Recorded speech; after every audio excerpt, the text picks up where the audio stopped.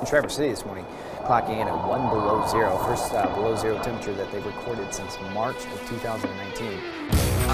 Those are little bitty numbers there, yeah. 14 below at Cadillac.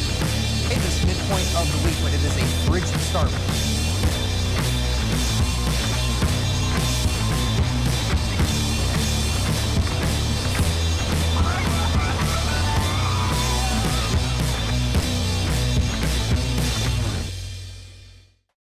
Cold weather concreting gets more difficult because you're trying to keep that temperature up. You're fighting mirrors on the truck that want to ice up and freeze up. I mean, we're literally spraying water all over that truck and all over the job site. We're creating ice as we go.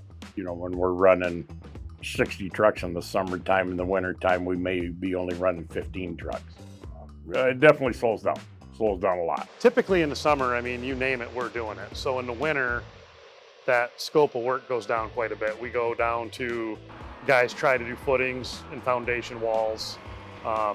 Again, those are temperature sensitive things, right? They've got to protect it from freezing too. So generally in extreme cold, the guys hold off if their schedule allows that.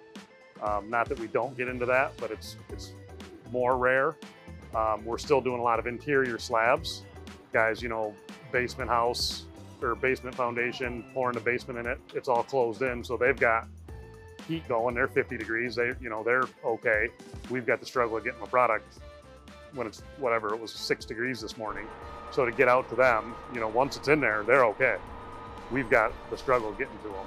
Concrete in general won't set below 45 degrees internal temperature, so it's making heat. It's a hydration process. So our job is to make sure we're supplying a product that will maintain above that 45 degrees. So it's not that it's 15 degrees outside. We're trying to keep that product at 45 degrees so that it'll set up and cure. The big thing is just, you know, water, ice, frozen material. And our resolution to that is to put material up in the bins before a pour. We have a sand heater that heats sand. We have hot water that adds to the mix. The hot water boiler at almost all of our plants is the only tool we really have to increase concrete temperature, right? So you got frozen stone, frozen sand, cement's cold because it's in a steel silo. So that's the only way that you can moderate or change the internal temperature of that concrete. The mixing goes very well. It's very easy. It's very controlled. Driving to a job site is probably the only thing. If it's a long distance away, sometimes the cold air running down the throat of the drum might reduce the temperature a little bit, but we typically don't have a problem. The concrete's all encased by a big drum on a truck, and we're pretty well good to go. Our goal is to have concrete coming to your job site at about 60 degrees. So there's some fine tuning, you know, you get a week is 10 degrees and then you get some 35 degrees days. So there's constantly tweaking on that to get it there. But the importance of the boiler, I mean, we couldn't do what we're doing in the winter without the boiler system. One of the things customers can do to try to make their, to make their slab set up better is we use chloride accelerators or non-corrosive accelerators or dowel flake that we actually add either here at the plant or a bagged product that we add on site. And you're basically putting a percentage of chloride in the concrete mix. What that does is it obviously, just like the name says, it accelerates it, right? It makes it set up faster. So we pretty much don't pour anything in the cold weather without some sort of accelerator in it. The set time for concrete is, if you've got a 3 or 4 hour window, well, when it's below freezing, you can add 2 or 3 more hours of that. So the accelerator is designed to get it over that hump, make that concrete generate more heat so that it'll set up. We have quite the testing crew. I believe we have 6 testers.